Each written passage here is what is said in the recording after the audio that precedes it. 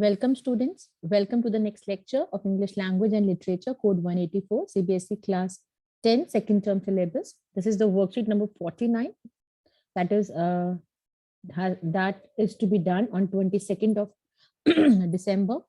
So this is related to the chapter number 9, Madam Rides the Bus, of your book First Flight. This is a very interesting story of a girl called Valli. In the last video, I had told you about Valli. So this is one more extract from the same chapter. So let us read it. I would explain you side by side and then we will do the question answers given in the worksheet. Let's start up. Won't your mother be looking for you? The conductor asked. अब आपको पता है वल्ली जो थी वो बस में अकेले राइड करने गई थी और उसने वो टाइम चूज किया था जब उसकी मदर नाप लेती थी, मतलब जब वो सोती थी। ठीक है, तो दिन में जब वो थोड़ी देर सोती थी तो उस टाइम को उसने चूज किया था कि वो बस राइड करके उसने कैलकुलेट किया था कि 45 मिनट्स का जर्नी है जाने का, 45 मिनट से आने का, थोड़ा सा टाइम एक्स्ट्रा लग जाएगा। तो इस तरह से उसने अपना प्लान किया था। तो कंडक्टर ने उससे पूछा कि won't your mother B looking for you. ठीक है, तो उसने क्या जवाब दिया? नो नो, कोई भी मेरे लिए नहीं, मुझे नहीं ढूंढ रहा होगा। द बस स्टार्टेड, बस स्टार्ट हो गई and again there were the same wonderful sights. अभी वापस जर्नी ले रहे हैं, वहां पे ये टाउन में बस पहुंच चुकी है। वहां से वापस आते हुए कंडक्टर उससे पूछ रहा था, वापस जर्नी हो रही है और सेम वंडरफुल साइट्स जो है वल्ली को बस से बाहर दिखाई दे रही है। Valli was not bored in the slightest. वो ये नहीं है कि दोबारा से उन्हीं जगहों को देख रही थी तो वो बोर फील कर रही थी। नो, थोड़ा सा भी वो बोर फील नहीं कर रही थी और हर चीज को बड़े एक्साइटमेंट के साथ देख रही थी। जैसे उसको पहली बार एक्साइटमेंट हुआ था उसी तरह का एक्साइटमेंट उसको अभी भी हो रहा था वापस जाते हुए। लेकिन but suddenly she saw a young cow. उसको एक यंग काउ दिखाई दी जो डेड पड़ी हुई थी रोड साइड पे। इससे पहले हमें ये याद करना पड़ेगा, जब वो टाउन की तरफ जा रहे थे तो वो बहुत हंसी थी उसी काउ को देखकर, क्योंकि वो जो काउ थी वो बस के सामने चल रही थी और बस वाला जितना भी हॉर्न कर रहा था, ड्राइवर जितना भी हॉर्न बजा रहा था, वो और सामने सामने आई जा रही थी और अपनी टेल उठा के भाग रही थी। और इस सीन को देख के वल्ली खूब हंसी थी। तो अब ये वही एक काउ थी जो वहां पे डेड पड़ी हुई थी। उसको किसी फास्ट मूविंग व्हीकल ने उसको स्ट्राइक कर दिया था, उसको हिट कर दिया था। तो उसने कंडक्टर से पूछा, क्या ये वही काउ है जब हमने जाते हुए देखी थी यहाँ से? She asked the conductor. The conductor nodded. Conductor ने कहा यस। नॉड मतलब अपना मुंह हिलाना और बोलना yes. And she was overcome with sadness. उसके बाद उसको बहुत दुख लगा। ठीक है, what had been a lovable beautiful creature just a little while ago। अभी इतना प्यारा इतना सुंदर क्रीचर था, क्रीचर मतलब एक जिसमें जान है, एक ऐसा एनिमल था अभी कुछ समय पहले तक था। अब वो सडनली उसके अंदर कोई भी चार्म नहीं है, उसके अंदर कोई भी ब्यूटी नहीं है। जब उसके अंदर से लाइफ निकल गई है तो वो हॉरिबल लगने लगा है, वो डरावना लगने लगा है। ठीक है, so frightening as it lay there. इतना फ्राइटनिंग लग रही थी वो काउ, इतनी डरावनी लग रही थी वो काउ जो वहां पे लेटी हुई थी। लेग्स स्प्रेड ईगल, लेग अलग अलग डायरेक्शन में फैली हुई थी। स्प्रेड ईगल मतलब फैलना, फैला हुआ। फिक्स स्टेयर, एक तरफ उसकी आंखें खुली हुई थी और एक ही तरफ वो लगातार मतलब उसकी आंखें खुली हुई थी। तो already the cow is dead, तो लाइफलेस आंखें थी। तो एक तरफ ऐसा लग रहा था कि एक ही तरफ घूर रही है, सारी जगह ब्लड फैला हुआ था और बस वहां से आगे चल गई। ठीक है, तो ये बैक जर्नी की है। तो बैक जर्नी पे थोड़ी देर बाद उसकी जर्नी जो थी वो काम हो गई थी, क्योंकि उस काउ को देख के उसको बहुत दुख लगा। अब हमें जो पहला क्वेश्चन दिया हुआ है वो ये दिया हुआ है, who bought the ticket for the return journey and from home. किसने टिकट जर्नी खरीदा और किससे खरीदा? अब वल्ली ने ही बेटा अपनी टिकट खरीदी थी। उसने 60 पैसा पूरा अरेंज किया था, 30 पैसा जाने के लिए, 30 पैसा वापस आने के लिए। तो Valli bought the ticket for the return journey. और किससे खरीदी थी? उसने कंडक्टर ऑफ द बस से खरीदी थी, ऑब्वियस सी बात है। ठीक है, why was Valli confident that no one would be looking for her. उसको इतना क्यों विश्वास था कि कोई भी उसको घर पे नहीं ढूंढ रहा होगा?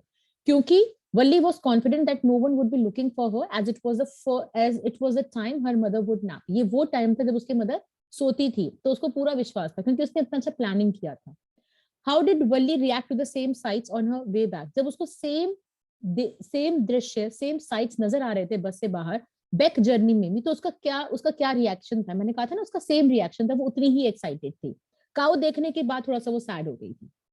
सो शी ग्रीटेड, उसने ग्रीट मतलब होता है वेलकम करना। शी ग्रीटेड एवरीथिंग, वो हर चीज को वेलकम कर रही थी विद सेम एक्साइटमेंट के साथ जैसा उसको पहली बार फील हुआ था।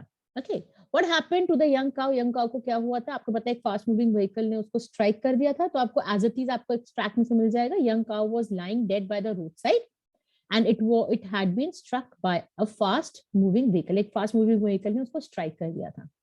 What did Valli feel when she saw the dead cow? उसको कैसा लगा जब उसने डेड काउ को देखा था? भाई she was overcome with sadness। अब उसकी सारी एक्साइटमेंट खत्म हो गई थी और उसको सैडनेस ने ओवरकम कर दिया था उसके एक्साइटमेंट को। ठीक है, एफ पार्ट पे आ जाइए। Why did the lifeless cow look so horrible? Lifeless cow horrible क्यों लग रही थी, डरावनी क्यों लग रही थी? वो हॉरिबल लग रही थी क्योंकि उसके लेग्स फैले हुए थे, एक फिक्स्ड स्टेयर था, एक जगह पे लगातार उसकी आंखें देख रही थी, या बिकॉज उसके पास लाइट नहीं थी तो वो एक जगह अटक गई थी और सारा ब्लड फैला हुआ था, इसलिए वो हॉरिबल लग रहा था। आपको एक वर्ड ढूंढना है जिसका मीनिंग होता है गेज। गेज मतलब होता है लगातार घूरना, और यहाँ पे स्टेयर जो है वो उसका एक सिनोनिम है। अब आपका क्वेश्चन नंबर 2 आता है, Why did Valli not get down from the bus when it reached the town? वल्ली बस से क्यों नहीं उतरी? अब वो टाउन तो पहुंच गई, वहां से क्यों नहीं उतरी? क्योंकि उसका प्लान ही यही था कि वो सेम बस से वापस आएगी। मोरोवर उसके पास पैसे भी नहीं थे, और वो इतनी छोटी थी कि वो कहीं पे उतर के कहीं जा नहीं सकती थी, अदरवाइज वो खो भी सकती थी। तो Valli did not get off the bus, bus से नहीं उतरी बस स्टॉप पे। 2 रीजन बताए हैं मैंने। Firstly, because she was to go back by the same bus, उसको सेम बस से ही वापस जाना था। ठीक है, क्योंकि उसने उस टाइम को कैलकुलेट किया था कि मैं इतने बजे तक वापस आ जाऊंगी और घर में किसी को पता चलेगा नहीं। बाई चांस उसकी बस मिस हो सकती थी ना अगर वो नीचे उतर जाती। और secondly, she was too afraid to go out all by herself, वो थोड़ी डरी हुई थी कि अकेले तो वो नहीं जा सकती थी शॉपिंग स्ट्रीट में, जहाँ पे इतनी भीड़ भाड़ है, जहाँ पे इतना शॉपिंग चल रहा है, वहां पे वो नहीं जा सकती थी। ठीक है, चलिए नेक्स्ट क्वेश्चन पे आ जाइए। Why does Wally's aunt say that she is just a chit of a girl? अब क्या हुआ, जब वल्ली घर वापस पहुंच गई थी तो उसकी मदर, जैसे उसने सोचा था कि वो सो रही होंगी, वो सो नहीं रही थी, वो उसकी आंट से बातें कर रही थी। लेकिन वो दोनों अपनी बातों में इतनी इन्वॉल्व थे, इतने engrossed थे कि उन्होंने देखा ही नहीं कि वल्ली कहीं बाहर से आई है। तो वल्ली, जब वो दोनों कुछ बातें कर रहे थे कि आजकल दुनिया में कुछ हो रहा है, लोगों को पता ही नहीं होता, तो उसने इंटरफेयर करके बोला, हाँ बिल्कुल सही बोल रहे हो।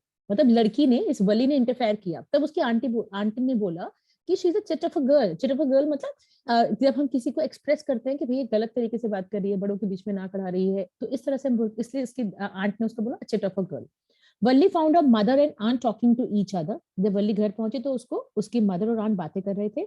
In the middle of the conversation, जब वो दोनों बातें कर रहे थे, उनकी कॉन्वर्सेशन के बीच में उसने कुछ अप्रूवल दिया, मतलब हाँ हाँ ऐसा ही होता है। जो कुछ वो डिस्कस कर रहे थे उस बातों में, क्योंकि वो ऐसा कुछ डिस्कस कर रहे थे कि आजकल दुनिया में इतना कुछ हो रहा है, लोगों को पता ही नहीं चलता। तो वो अपनी जर्नी को भी ले रही थी कि हाँ भाई मैं भी तो अभी जर्नी लेके आई हूँ और किसी को पता भी नहीं चला। तो उसने कहा हाँ हाँ बिल्कुल सही बोल रहे हैं।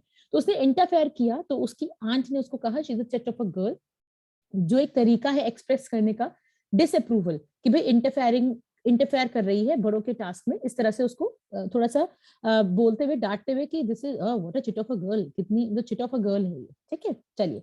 How did the conductor treat Valli throughout the journey? Conductor ने वल्ली को कैसा ट्रीट किया? Throughout the journey the bus conductor was very kind and generous to Valli, बहुत ही काइंड था और जेनरसली उससे बात कर रहा था।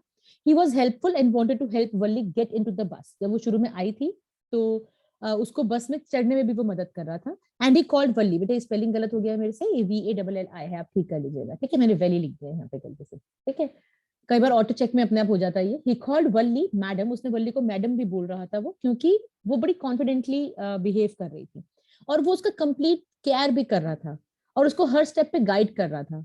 इवन वल्ली वॉज कंफर्टेबल, उससे बात करने में वल्ली भी कंफर्टेबल फील कर रही थी, और वो उसी से क्वेश्चंस भी पूछ रही थी जब भी उसको कुछ क्वेश्चंस पूछने होते थे। तो ठीक है, चलिए describe Valli in your own words. Valli कैसी है? एक तो 18 ईयर ओल्ड गर्ल है, ऑब्जर्वेंट है, हर चीज को अच्छे से ध्यान से देख रही है, ऑब्जर्व कर रही है, स्ट्रीट्स में आराम से देख रही है, मजे ले रही है अपने।